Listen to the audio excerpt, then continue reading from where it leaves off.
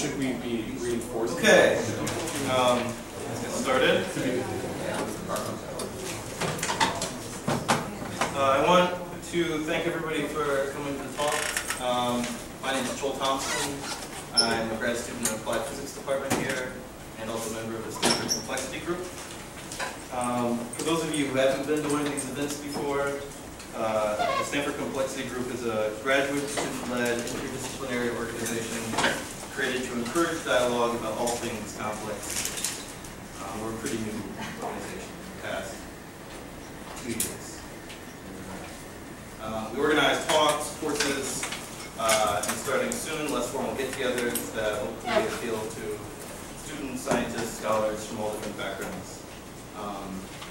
And if you're interested in this kind of stuff, I encourage you to all take a look at our website, which is complexity.stanford.edu, and join the email list to keep updated about the campus. Today's speaker is Dr. Bernardo Huberman, the director of the Social Computing Research Group at HP Labs. Bernardo holds a PhD in physics from University of Pennsylvania and has worked on an incredibly diverse set of problems throughout his career. He has made numerous important contributions to kinesmatic physics, illuminated the chaotic behavior in numerous physical systems, and discovered a number of universal properties of nonlinear dynamic systems. In the field of information sciences, he predicted the existence of phase transitions in large-scale distributed systems, and helped create the field of ecology of computation, about which he wrote a book titled The Laws of the Web, Patterns in the Ecology of Information. For several years, Bernardo studied the World Wide Web, with emphasis on the dynamics of its growth and use. And most recently, Bernardo has studied the dynamics and statistical properties of online social interactions, highlighting the momentous transformation in the way people interact and exchange information with each other, and the role that social attention plays in production and consumption of content within social media. So, in short, this man knows his complex systems. So I'm just going to sit down, shut up, and let Bernardo tell us about social media and the economics of attention. Please help me welcome Bernardo. How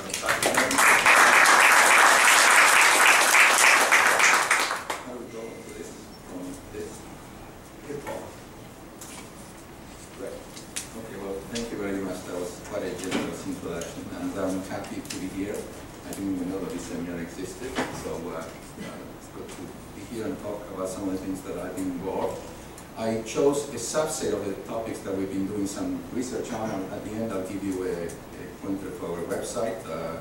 My student, Julian Run, is here. He's been collaborating in a number of projects that I'm not necessarily going to mention directly, but some of you might be interested in that. And since he's already a member here of this group, perhaps you can discuss things with him as well.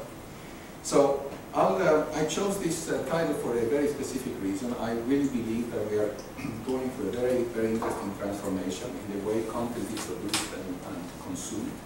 And that has led to actually not only a revolution in the way it's done, but also to very, very different behavioral patterns of societies on a very, very large scale. And this is what I want to tell you about.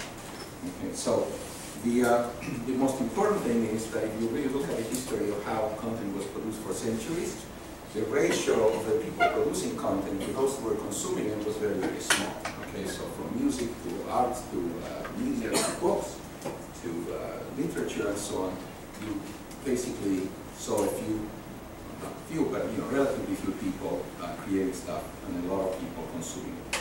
About 7 to 8 years ago, that pattern has shifted dramatically. And in case you don't know, but I'm sure all of you are consumers of this, I'm going to give you examples of the incredible proliferation of places where people now can trivially produce content. Not that the content is trivial, but the effort to produce it is very, very easy. So here you have examples that are phenomenal. In the case of Wikipedia, a bunch of people not necessarily qualified, perhaps, to enter a classroom in a university, and yet they can contribute to this. Twitter, I'm going to use some of the numbers, Reddit, Tumblr, Facebook, YouTube, and so on, are examples of immense creativity. What the value of that is up to you to decide, but the important thing is that this web has created something. And even more importantly is this sentence that I put here, which I think is extremely important, because it has truly increased the metabolism of thought. The way we become aware of things, the way we make decisions, from business to politics to so on, have really become accelerate process, and it's extremely important. Okay, not only just in the social sphere, but in political, as I said, business, play, and so on. It's quite remarkable. Okay, and of course, associated with this, there is a flood of content, and this is what I really want to talk about. Because when you have an immense flood of content, all sorts of interesting things happen. But before that, I actually, for this talk, I wanted to give you some numbers to just give you a feeling of what's really going on today. Okay? Today, Twitter is, I just called them up, and they're talking about 340 to 350 million tweets a day, with the political season is even going beyond that. Facebook has claimed to have 900 million users, not all of them are active at all times. But these are things of a scale that is truly remarkable when you think about it. Okay? So these are people that are truly creating an immense amount of content. These are the numbers of humans, but if you really look at for instance, the statistics that we get from YouTube alone, it's rather incredible. Okay? These are real numbers. Okay? That each minute about 60 hours of video are uploaded to YouTube. It's amazing. They don't pay you anything, and there you are, producing for a film company an immense amount of content for free. Okay?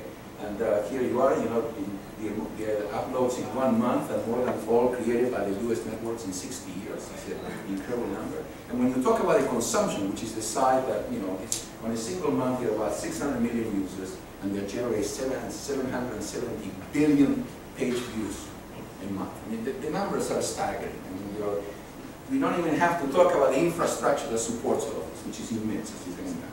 Okay, now, this is very, very impressive. And the reason I tell you this is because I want to go to draw a conclusion that is essentially almost trivial. You don't even need to take a course in economics to know that when things are plentiful, they end up being very cheap. We only pay a lot of money for things that are very scarce. And therefore, content and information has essentially collapsed in value. No one pays a travel agency to tell you basically, which hotel you should stay when you go anywhere. Information is becoming increasingly available in all sorts of fields, including medicine and so on. And in science, we have arXiv and open source literature that essentially anyone can access, and you don't even have to pay for that. So there is a collapse in the value of information. So the question is then, what is it that is valuable? And things that are valuable have to be very scarce. And one thing that is scarce and will remain scarce for a very, very long time, unless we undergo some kind of a mutation, is our ability to attend to things. We have a finite amount of time during the day. We have lots of things to do, and therefore we cannot attend to everything. And therefore, you create a situation where suddenly the attention of people becomes the most valuable resource that everybody wants. Okay? And as a matter of fact, where attention goes, you see that ideas appear, issues surface, they are discussed, and money often follows. And I'm going to give you some examples of that. It's interesting that almost anything in the world besides attention can be manufactured. Okay, you cannot go to China or any place and ask them to produce a lot of attention for you cheaply. Okay, very, very hard to do that. I mean, there are lots of people there, but it's a question that how you create that and how you make them attend to things is very important.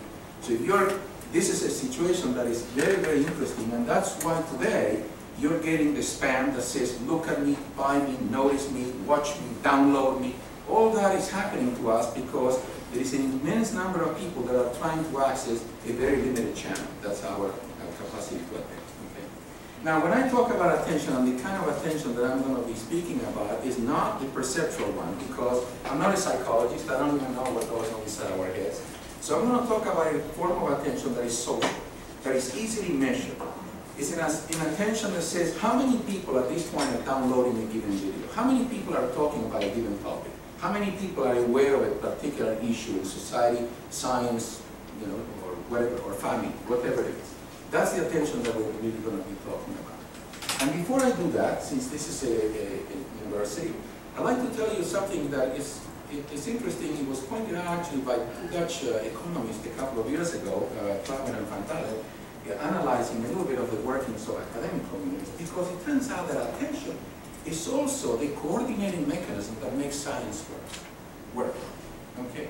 Because if you really reflect on how science proceeds, is people find things out, they publish them or tell their colleagues, and someone else has to notice. If I discover something I don't tell anybody, that is a fact that goes unnoticed in the world.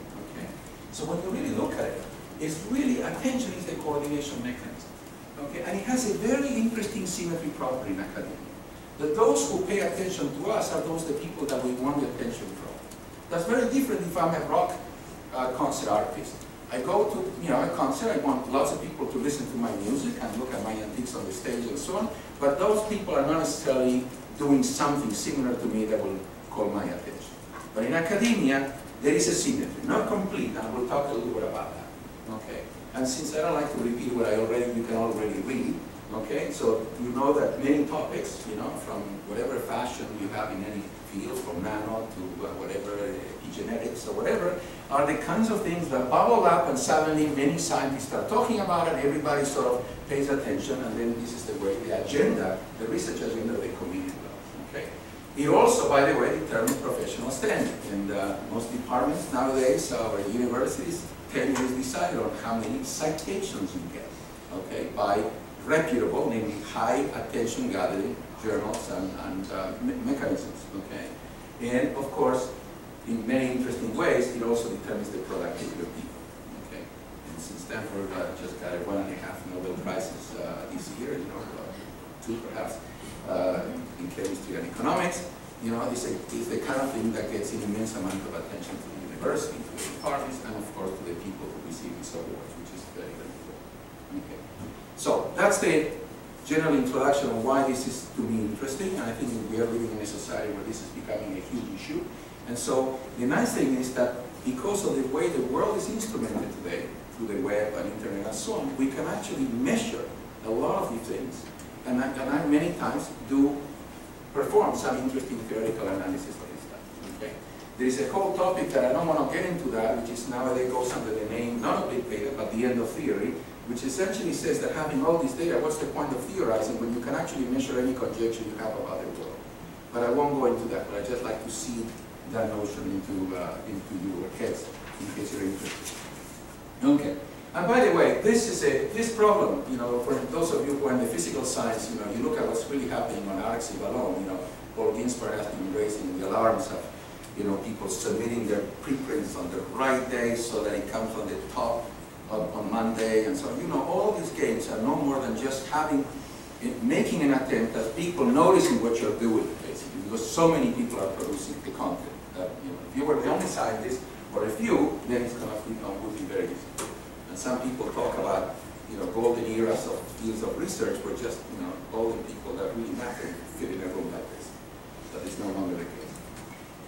Now, before we get going, I'd like to sort of I'm going to talk about two extremes, and there's an interesting transition between the two of them.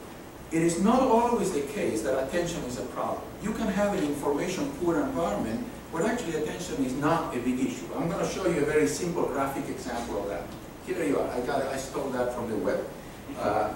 Unless you're having a fight with someone in the car while driving, everybody will notice a stop sign like this. Okay, so that's easy. Or if you're a geologist, perhaps you worry more about this after this mountain.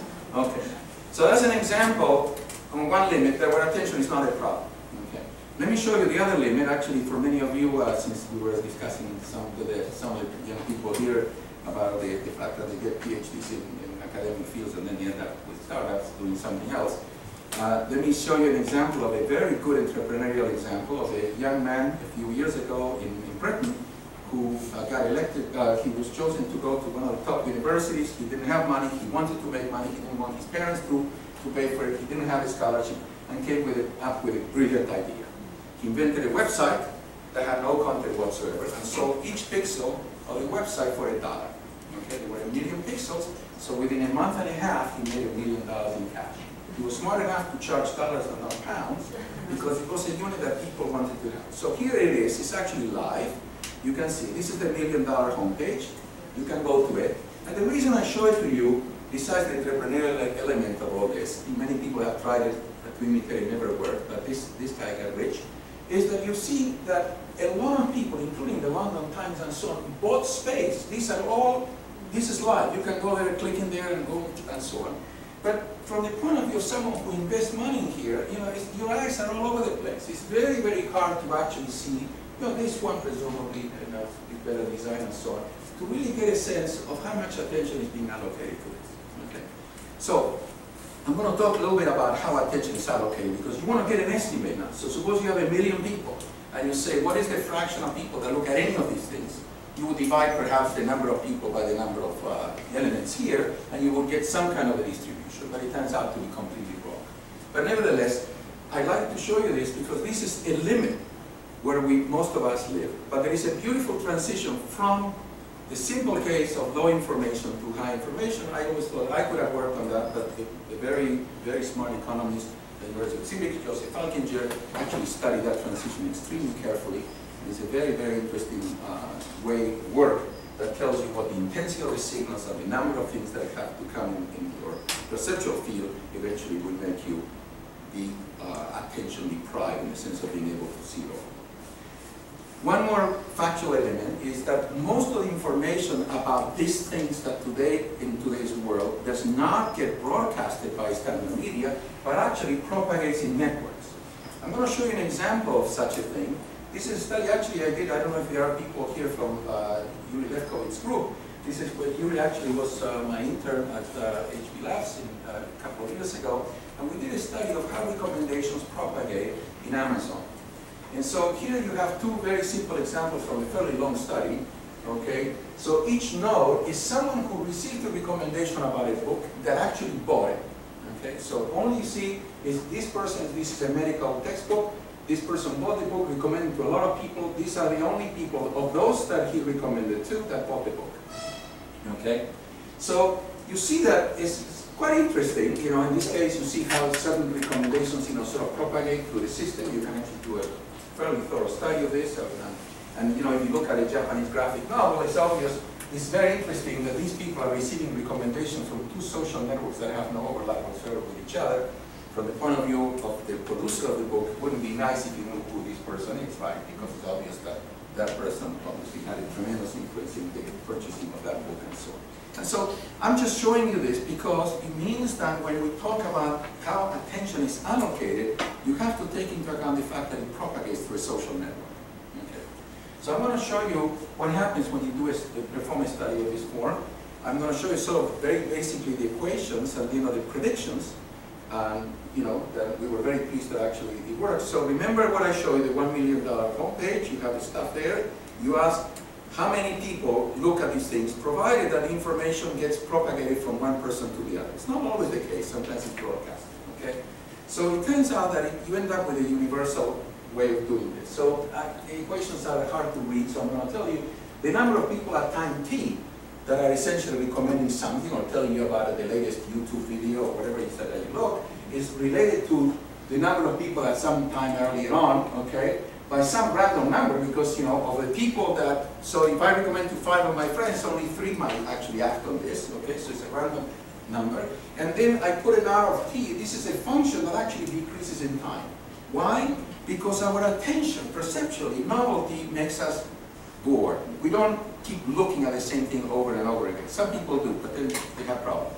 Okay, usually you need novelty. This is why we all consume so much of this stuff. Okay, so you have a decay function. It turns out when you measure it's quite universal. Then you can actually play with this and actually derive from this stochastic finite difference equation what the distribution ends up being. And you know, since you can actually manipulate this, and you see that the log of nt divided by log n0 is essentially a sum of random variables. You can apply the central limit theorem, even though there is an RS that is decaying monotonically down to 0. But under certain circumstances, you can actually apply the central limit theorem, and it tells you that log of the number of people attending to something is normally distributed. Therefore, the number is log normally distributed. And in case you never saw log normal distribution, I'm going to show you a verification of it, which actually appears everywhere. So here is the number of users per 1 billion users of dig. You see this is the log normal distribution. The fit is quite beautiful. We've done this with millions of downloads on YouTube. You've done the same thing with Reddit and so on. Every time you do this study, you always get this very nice log normal distribution, which is a nice robust. Can you explain the axis? I'm sorry? Can you explain what's on the axis? Yes, I'm sorry. This is the number of digs that any given story on dig.com or Reddit gets. Okay? This is the frequency with which it's downloaded. So you see, the mode of the distribution tells you typically some of these stories get about 100 digs or so. There are a few stories that get about 4,000 or so digs, which is very big. So this is already telling you that attention is so skewed that only a few are the ones that get all the attention, in a sense, if you really care about the numbers. Okay? And actually, it's a very, very interesting observation that every time you have a network propagation behind this, you see this. If it's not network, you usually see a Gaussian distribution of attention around some mean. Okay. By the way, the mean depends, of course, in the nature of the mean. YouTube is very different from League and Reddit and so on. Okay. Now, the other thing that is important is that we started measuring how the novelty decays. Remember that function R, it turns out to be also a rather nice and universal decay. It's exponential, sometimes slightly stretched exponential. And the important thing is that you have something like radioactivity here. It tells you that if you measure it just a few points, since you know the functional form, you can actually predict the number of digs or the number of downloads of videos and so on that you will have at a later time. Okay? So we have now, we know that is log, the log of n at t is related to the log of n at t minus 1 or whatever. So that means you can turn this whole thing around, and we did that with Gabor Sabo, and we could predict fairly well the popularity of online content. For instance, you can see the number of downloads of YouTube or stories on Reddit or whatever, and from that you can actually extrapolate and get a universal form for the popularity of this content. So what you're seeing here is the average normalized popularity in time. In one case is days, in the other case is hours, because big is a much short-lived thing. But you see that the functions are essentially the same, and if you actually load this up here, you get the same curve. Okay. So this is it's a nice verification of the fact that you can actually do something and predict something interesting. Okay. So I want to get back to attention, but first I want to show you perhaps one of the more dramatic examples of this whole thing that I've been talking about, which is the possibility that if attention is so important, and attention translates into something, in some cases for a lot of people mean money, okay, perhaps we could turn this measures of attention in order to actually be able to predict the future. Now, a lot of people predict the past. That's easy. You can do all sorts of regressions and so on and show that it was obvious that your method would have predicted that the value of something would have gone up or down or have a certain number. But predicting the future is very hard. So with Ramasur, who was my postdoc, we decided to embark in this project. I want to tell you what we decided to measure. We decided to see if we could predict the box office revenue of movies before they open up in the theaters. Okay. Why that? I like movies, but the most important thing is that a movie, if it's successful or not, makes a certain number of dollars. It's a number, it's a scalar. And you can make a prediction and compare against that scale. Okay, so either you're right or wrong. Now, there are other ways of predicting what movies are going to make, and I'm going to tell you about it. But ours turned out to be very, very good. So what the idea was, and it was fairly simple in a sense at that time, was why don't we look at how people tweet about movies about to open. Tweeting, people tweet, there are lots of tweets about lots of things, so they are competing for the attention of others, so people notice these things. Of course, the movie studios are also inserting ads and so on. Can we, out of all that activity, our conjecture was if you tweet a lot about a movie, or there are more tweets about a movie per unit time than a movie than other, that movie might make more money. So you can use machine learning techniques to actually train this on previous cases and then see what you can do. This was a very long study. Okay, so I'm going to show you a little bit. What you're looking here is, I'm going to show you, this is the number of tweets, okay, per unit time. And these bars, I'm going to be more explicit, this is the release weekend. So this is a bunch of movies, 24 movies we studied over a year, okay, because not all movies open the same weekend. So you see some movies that people are not tweeting very much, and others are. This is the release, and then it goes on. So we actually wanted to predict beyond. Now, before I tell you a little bit about the results, there is a big difference between here and here. Here, people are tweeting about things they don't know anything about, because they haven't seen the movie. Now, once you see the movie, now you're tweeting about the movie, and you're saying, I liked it, or didn't like it, or whatever. I mean, millions of tweets about all sorts of things. And so we were able to do something else that I'll describe to you in a moment that allows us to actually improve the accuracy even further. So first I'll show you schematically what we did before. We did 24 movies. We looked at almost 3 million tweets and 1.2 million users. And remember, this is week 0, this is the release. Then we looked at week 1 and then week 2. And these are the movies. Okay, some of them I'm sure you saw, some of them you never heard of, and there's the list. Okay. So basically here and in all these other weeks, all we did was essentially just to look at the rate at which people were tweeting about movies. There is a hashtag that says, you know, name of the movie, and then that's what we extracted from the tweet feeds, and then we computed something that essentially allows us to predict that. Afterwards, what we did, and again, I apologize to those of you who are in computer science, but those who are not, we were able to do sentiment analysis, which is a very powerful analytical technique today. I mean, I don't know how many of you know, you can take a string of text today and train the machine with humans and so on to basically see whether or not that stream of text is positive, negative, or neutral. Okay? And the way you do this, rather than going into fancy artificial intelligence techniques, you just ask a bunch of people.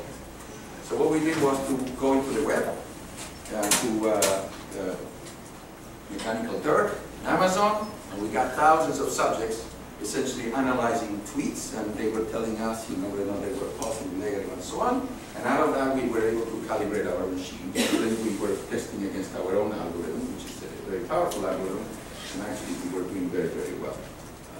I don't know if this is politically correct or not to tell you this, but the whole thing, the whole study cost me $37. Okay, so cheap labor. Today you can find, we are doing a lot of behavioral studies using Mechanical Turk, by the way, and paying almost nothing for lots of people from all over the world, including the United States, students and so on, like to participate in this. So, let me just show you the results. So here they are, the 24 movies, okay, and each color is week before the release, first week after release, second week after the release. Okay, so this is what we call the subjectivity, the ratio of positive or negative tweets to neutral. And you see that the subjectivity, now this is one, it changes over time. It's important. People see the movie, you know, react to it and so on. So that was already a very, very interesting thing you could do about that. You can also measure the polarity, which is the ratio of positive to negative ones.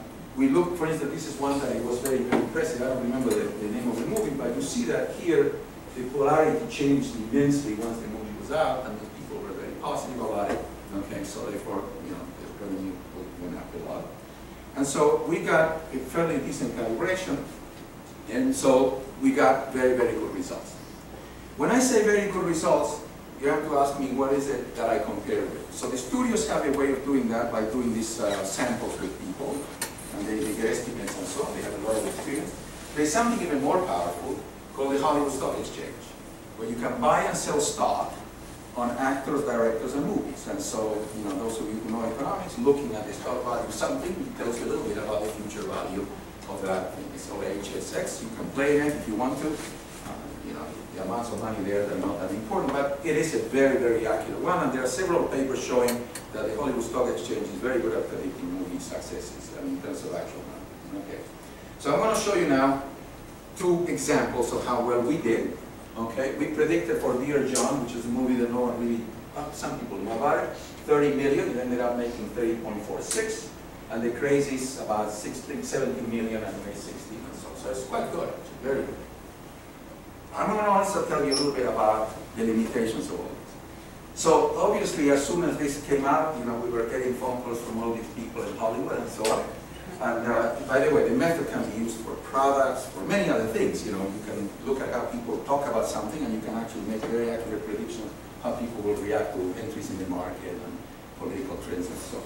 Don't ask me about the stock market, because the stock market and this are two different things, and I'll tell you in a second why. But the most important thing is anecdotal. I got a phone call from, I think it was Fox or whatever. They wanted to license the technology, and they said, we're interested. We were very happy, of course, and they said, but before that, you have to make one more prediction, because we now have a movie coming out in 2.5 weeks, and we need a prediction. So we'll see how good your method is. So I said, what's the movie? They said 18. Now, this is a demographic problem. 18 was a TV show of the 1970s, and what this studio wanted to do was to make it into a movie appealing to the nostalgia of people who in the 70s saw the movie. But those people are not in Twitter. So the first thing I said was, well, I have a problem here because statistically it's not going to be very meaningful. And the same applies if someone says to me, you know, predict for me the popularity of a new release of a science fiction movie from Slovakia, 1972 or 1957 for them. So you have to use a pool of people that really know what they're talking about. Nevertheless, I started telling them this. They said, we don't care. We just want a number. And so we got the number, and so they were predicting about $70 million the first weekend. We worked very hard. Grant was telling me that the numbers were coming very, very low, and that was worrisome. So eventually they called, they said, we want the number. I started telling them about variance and statistical fluctuations. They said, we don't care, we want a number. So we gave them the number, and here's the number. We predicted 32.5. The actual was 28. They thought it was going to be 70. This is the Hollywood Stock Exchange. They predicted 47. If I would have believed what I was doing, I would have shorted the stock on 18 with the Hollywood Stock Exchange and make money. Unfortunately, I didn't believe my own results, so I didn't make any money. But the reason I show you this is to sort of emphasize that these things are not for blind people, just throw the whole thing in and give me a prediction. It has to be tailored to what people really want to know about, okay? It's hard to get certain things out of social media like Twitter and Facebook easily, okay? Facebook is impossible because they don't give you the data. Okay. So, I wanted to show you this because I thought it would be interesting to sort of show you the applications. And now I'm going to go back to attention. And I'd like to tell you two things about it. You know, this is a little more social psychology, but nevertheless it's very related to this. The issue is, I said before that attention is so important that it's sort of, you know, not only is it important because people want our attention, I also made the contention, I want to prove it to you now, that people are willing to trade actual cash for attention. Attention is so important, and you know, when you really think about it, these people who become the wealthiest people in the world, the most beautiful people, and so on, you know, being the second most beautiful or the second wealthiest or the 10th wealth doesn't make any difference from the point of view of your life, you know, your living standards, right? But being there seems to be important for people, and they really strive and make an effort at getting there. Okay.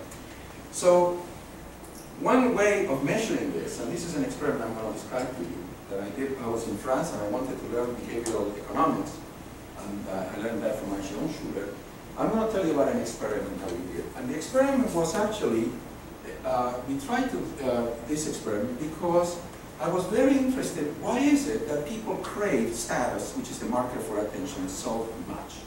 People love to be celebrities. Celebrity is no more than just high income in attention, right? That's what you are. And people hang out with celebrities because some of that attention spill over to them.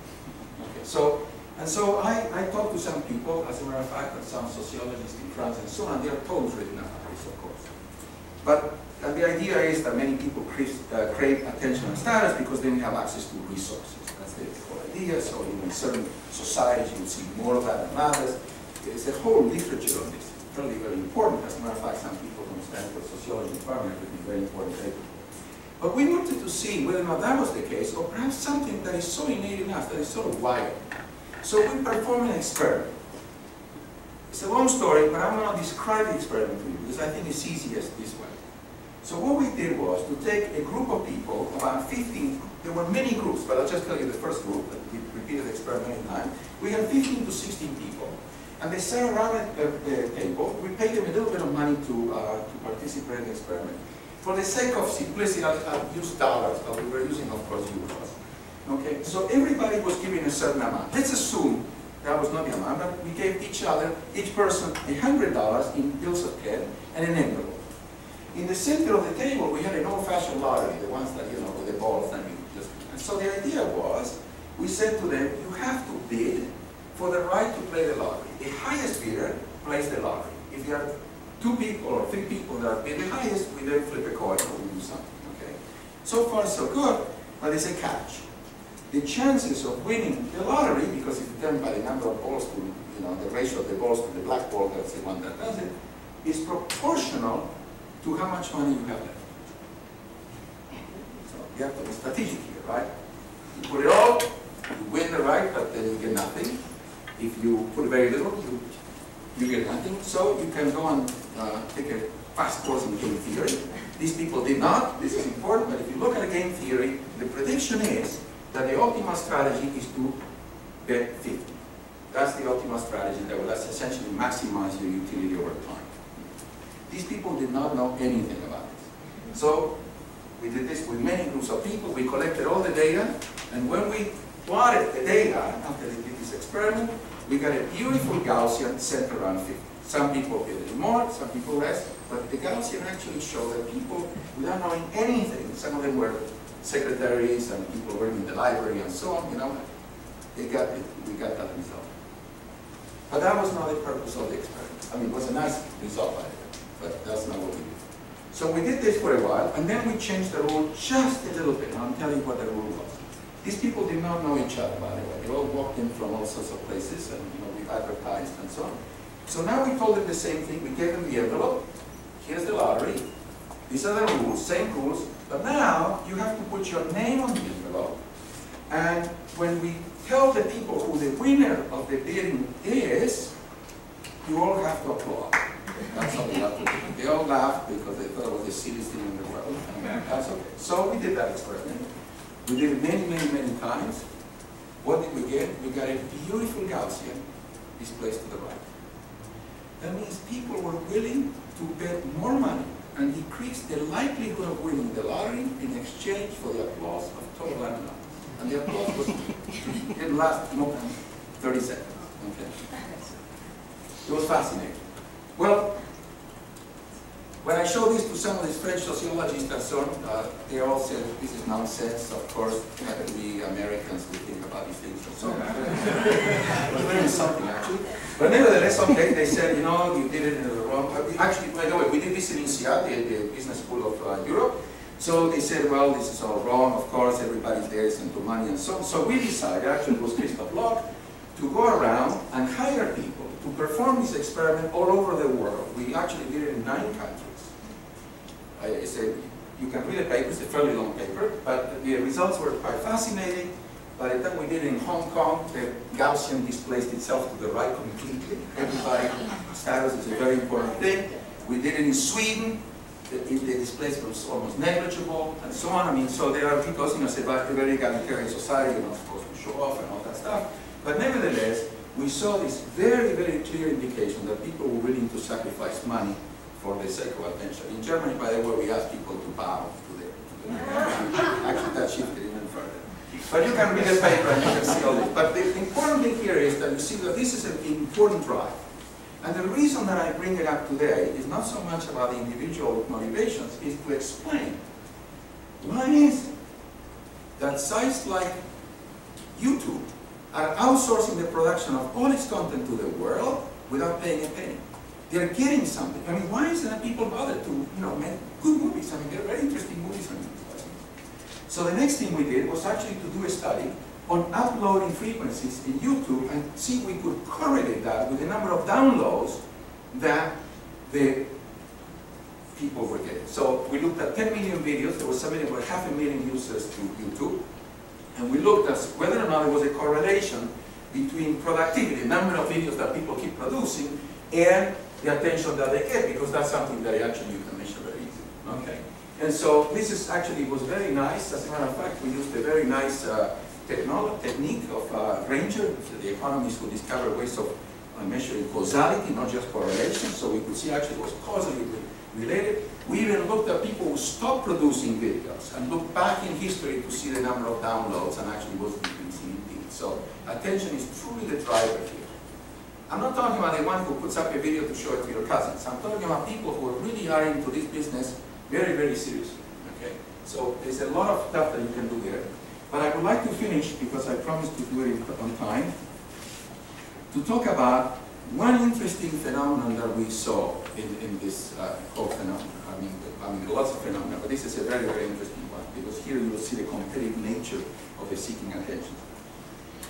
I don't know, you know, there are ways of getting attention, and usually you have to put a lot of effort. PC videos are super good quality, by the way. I mean, sometimes they end up in Vimeo and so on, because they're really very good.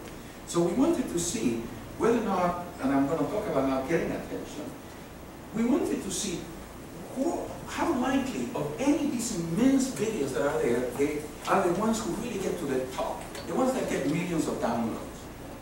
Okay, that makes people very happy, those who produce them. Okay, so we wanted to see whether or not there was a correlation between that and the persistence with which they keep producing videos. This is a very, very interesting. Okay.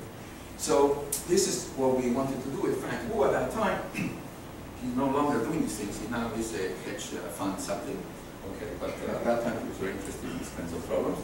And so the idea was, can we actually see the correlation between persistence and success? Okay.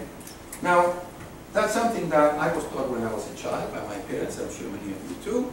So namely that to get to a level of incredible quality in your life, and I like to, this is a special, beautiful Bermuda that I like, you know, this is not the kind of thing you just do one day, you get up and say, I'm going to paint. You know, you really have to spend a lot of time doing that. So we wanted to see if we measure the likely, you know, the persistence, namely the number of uploads, whether or not that led to the success of getting near the top. By the top is a percent, say being in the 1% of the top downloaded videos, say this week or this month. First, we noticed whether or not there was a correlation between persistence and quality. And this is very interesting because the quality is decided by everybody. Videos get rated by everybody. It's again, the crowdsourcing here is beautiful. So here's an example. Out of 10 million videos, we noticed that the average rating of the videos went up with the index, which is the number of submissions. So that's very nice. It's very interesting that statistically, you know, the more you upload, the better you are, and you know, the more stars you get. So that's all very nice. Another question was, what is the likelihood as a function of number of uploads that you will really get to the very near top? We're talking about the really top videos, okay? And so what we saw, you actually measure what a hazard function essentially. So what we looked at, the number of producers who failed in the caveman of one video and succeeded in the cave one, okay, divided by all of them. And what you see is unbelievably crazy, namely that the success probability collapses almost to zero after the first submission. Namely, either you make it on your first submission to the very top, or the chances are essentially negligible. Okay? It's a very interesting thing. I mean, actually, we did a lot of studies on this, just to illustrate, you know, what we wanted to actually compare with the lottery. So just to give you, in case you don't, you know, care too much about it, here is the difference between producers uploading a YouTube, the persistence level, okay, compared to a lottery where you would spend the money just with that kind of chances buying lottery tickets all the time. You do better than that, okay. This was dubbed actually the persistence paradox by Kevin Kelly, the founder of Wired Magazine and so on. And it's really a paradox that we still do not understand very well. People give me anecdotes about Quentin Tarantino's first movie being better than all the others and so on. But it's a very interesting phenomenon. No, we're not talking about quality, we're talking about the response of the public to this. Okay? So this is something I like to leave you with. And so now you said 50 minutes, and I am at 49. So, so what is the y-axis here? I'm sorry. Oh, the success probability. I'm sorry, you cannot read from here. This is the persistence level. Okay. For a toss, coin toss, or so I want to finish by. Sorry, but yes. what do you mean by success probability here? Whether or not your video ends up being among the top 1% or 0.01%, whatever you want to be called. Okay. When you say top, do you mean by rating or by number of views? By the number of downloads. Number of downloads. The curve or the persistence. The quality was up, the ratings, but not necessarily the number of downloads. Yes. Well, I thought that the success probability decreased with the number of. For persistence, yeah, not the quality. The success probability decreases with the number of downloads. That looks. Well, here, you see, we're now doing it the other way around because before we had it. Let me just show you. That was the count. Now we're talking about success probability. I was showing you the count before, the hazard function, which is not the same as the probability. Okay, but if you compare that with probabilities, that's what's giving you. It's the same thing. If you compute the p, not the h. Now, I would like to finish because I promised to finish on time by using a technique. I had to go on TED not long ago, and they told me that there are all these things you have to say in 17 minutes and so on. So someone said the whole thing has to be one slide and one idea. So I worked very hard at that, trying to convey what the heck I'm trying to tell you as well. So here is what I'm trying to tell you. Namely that what Web 2.0 has done to all of us is giving us a megaphone. Because now we have the whole world to listen to us. The problem is that everybody else is doing that. And if you really think that way, it's exactly the situation in which we all are now. I mean, there is a leveling field, but unfortunately that leveling field means that you essentially most of the time drown in all noise. Okay. So I am sure lots of people want to, ask questions or have commentary and so on. As I promised earlier, you can go to our website and download lots of other work that we're doing, which is not related to this, but might be interesting to some of you in social networks. Thanks. 15 minutes.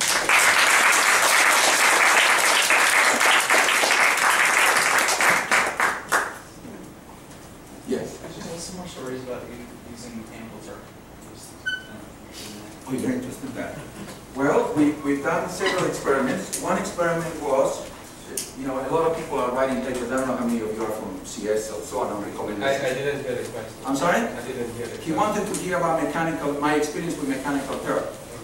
So, for instance, a very good example of that, a lot of people write recommender systems, to see how they work and so on. I was interested in knowing whether or not recommendations work at all, period. So what we did was an experiment where people were shown a bunch of photos, lots of them, of babies, and we told people in mechanical turk, again, to choose one. We told them that we were a company that wanted to make a label for baby food.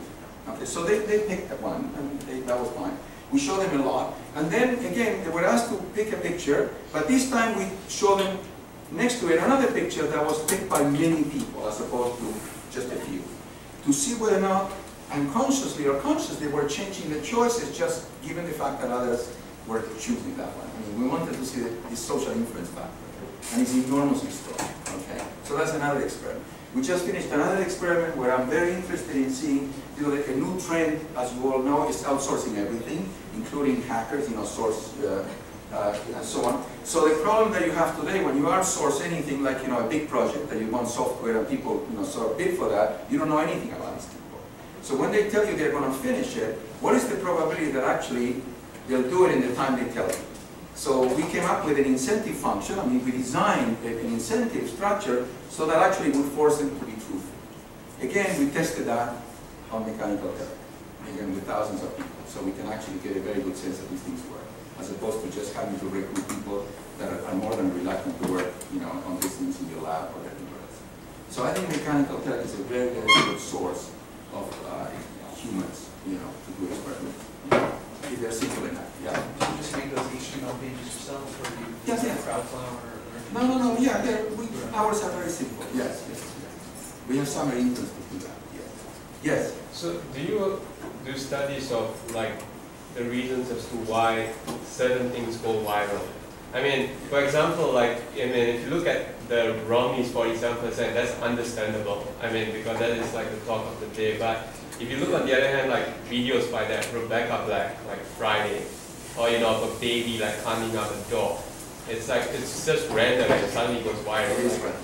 It is random. Now, we've done a lot of work on trying to find out the influencers who actually do have a tremendous influence in the way these things propagate. Not everybody does it the same way. You might be, I don't know, pleasant or unpleasantly surprised. My friends in the standard media are very happy that a lot of the sources that actually lead to this propagation come from standard media. Okay?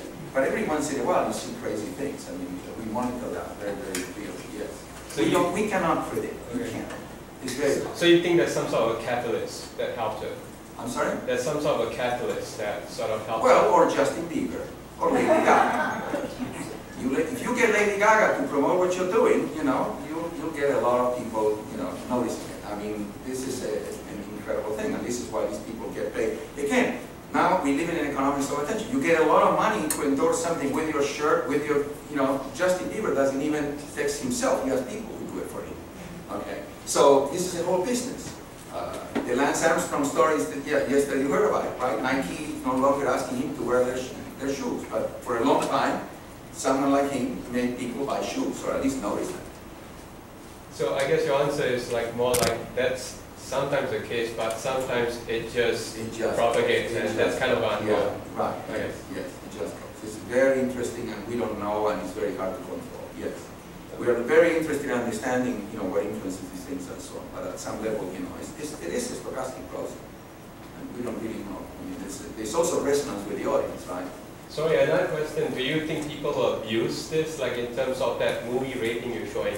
You can easily hire lots of people in, cheap labor to tweet millions of these things. We've done nonlinear regressions on this, and amazingly enough, when you see what the studios are doing in social media, it has very little effect on the total success. The studios are not very good at this. They haven't discovered a way of really manipulating that very easily. I mean, there are some people who have immense following, right? So that of course has something to do with it, but it's very hard to manipulate, very hard. We did a study of Sina Weibo in China where we saw an inflation of influence by people or robots that essentially are creating all these big tweets and so on. But most of the time, it's very, very hard to predict in advance that something is going to make it. I mean, some outrageous things always do, but not for very long.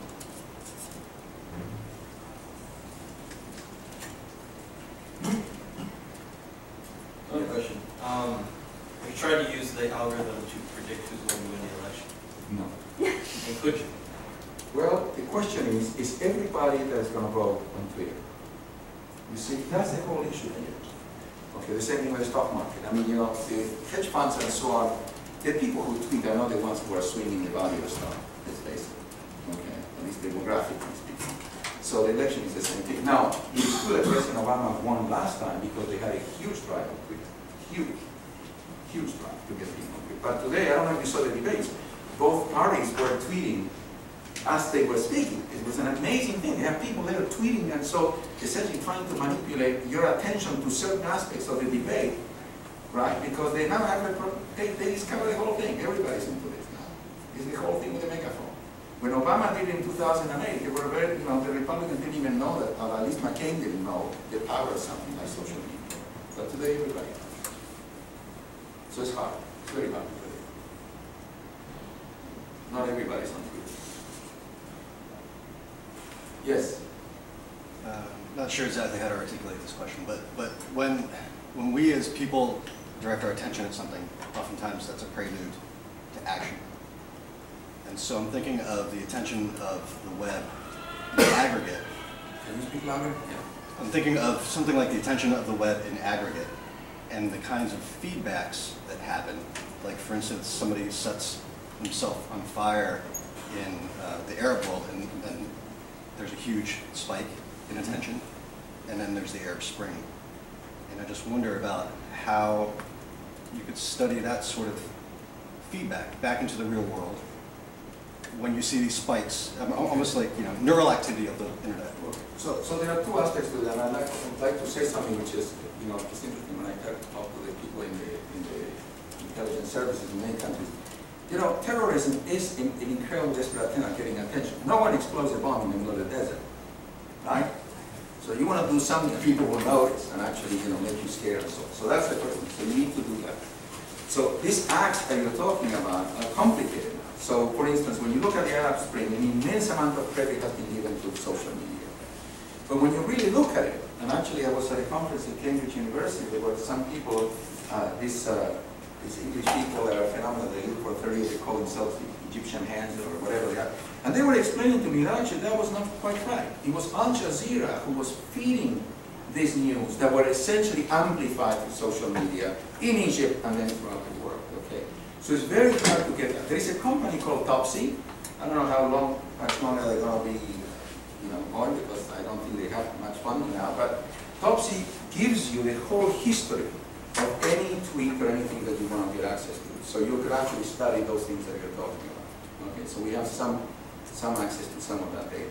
But it's very hard, yes. There are no simple rules there. And no one knows whether or not indeed it's bottom up or coming from the New York Times, someone picks it up and then just goes around and gets it.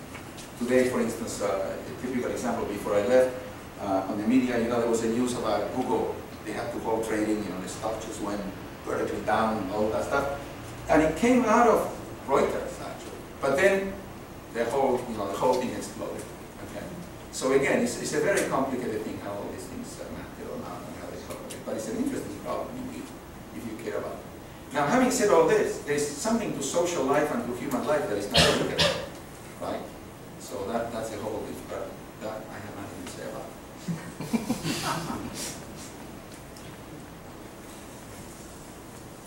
Any other questions? Okay. Thank you, Thank you. Robert.